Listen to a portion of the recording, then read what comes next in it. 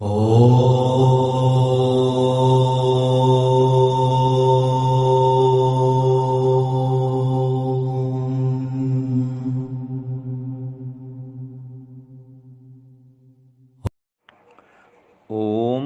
नमस्ते जी।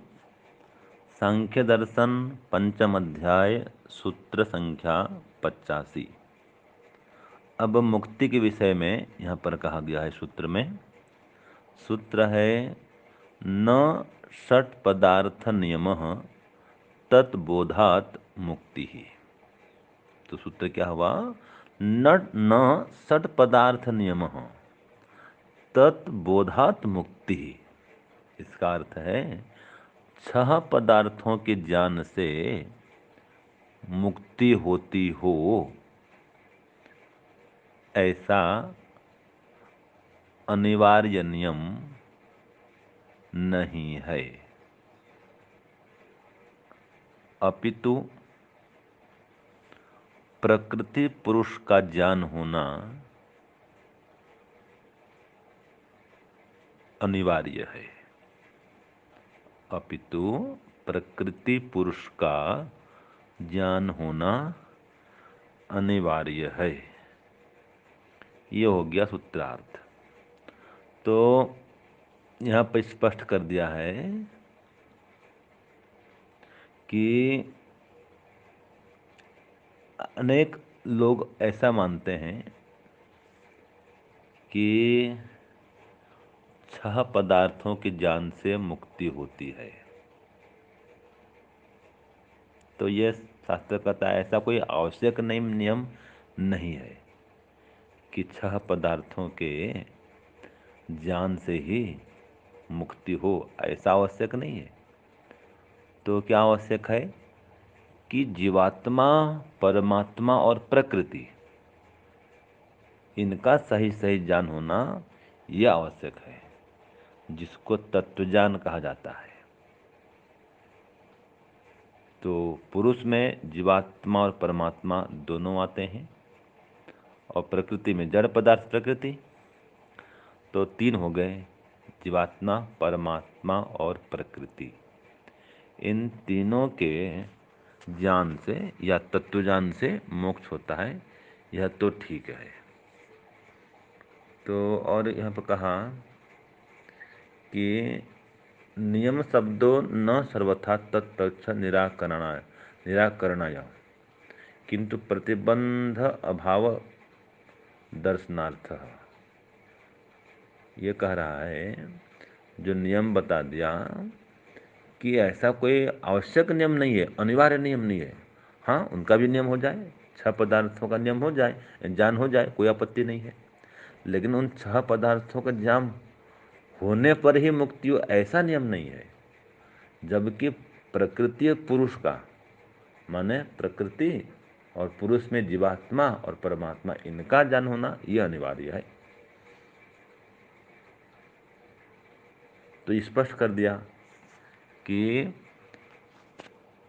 6 पदार्थों में जो अलग अलग मान्यता है, जैसे कि न्याय में 16 पदार्थ मानते हैं, वैसे सिख दर्शन में 6 पदार्थ मानते हैं। तो यहाँ पर 3 को स्वीकार किया गया, 3 का ज्ञान होना चाहिए, प्रकृति, पुरुष अर्थात परमात्मा और जीवात्मा। तो इन 3 पदार्थों का ज्ञान होना अनिवार्य है, जीवात्मा का, परमात्मा का और प्रकृति का। फिर इसके बाद के सूत्र में आता है 16 पदार्थों के भी ज्ञान से मोक्ष हो, या 16 पदार्थ ज्ञान करे आवश्यक है, ऐसा भी नहीं है। तो न्याय दर्शन में 16 पदार्थों की चर्चा है, और वैशेषिक दर्शन में 6 पदार्थों की चर्चा है। तो इसमें ये स्पष्ट कर दिया कि इनका ज्ञान जो ग्रंथकार मानते हैं आवश्यक है, ऐसा नहीं है सांख्य के अनुसार में। तो सांख्य के अनुसार में 3 पदार्थों का ज्ञान अनिवार्य है। तो देखिए,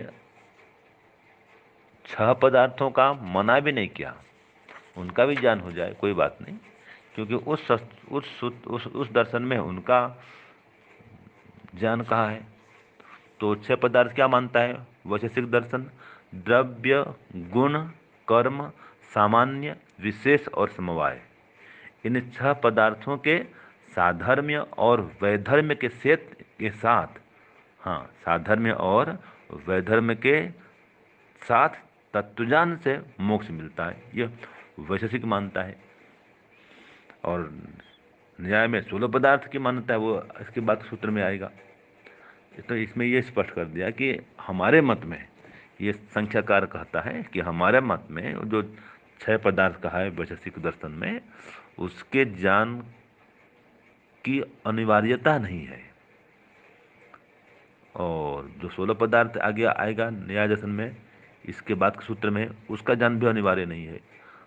तो सांख्यकार कहता है हमारे मत में तो 3 पदार्थों का ज्ञान अनिवार्य है, जीवात्मा, परमात्मा, प्रकृति, जिसको प्रकृति और पुरुष कहा गया इसमें। तो इस प्रकार से अलग अलग ग्रंथों की मान्यता अलग अलग है, लेकिन खंडन नहीं किया उसका कि 6 पदार्थों का ज्ञान नहीं करो, ऐसा भी नहीं कहा। ये कह रहा अनिवार्य नहीं है, कह रहा है, तो उसकी मान्यता है।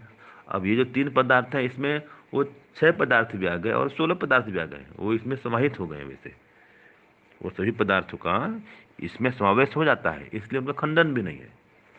जो 6 पदार्थ कहा उसने वैशेषिक ने, इसमें खंडन भी नहीं है उसका, क्यों, इसमें उसका समावेश हो जाता है। वो खुलकर बता दिया अलग अलग करके, ये 3 में सबको समाहित कर लिया, इतना अंतर है बस। तो इस प्रकार से सांख्यकार प्रकृति और पुरुष के तत्वज्ञान से मोक्ष मानता है, और पुरुष में जीवात्मा परमात्मा दोनों को लेता है। ये इस सूत्र का सार है। ओम शांति ओम शम।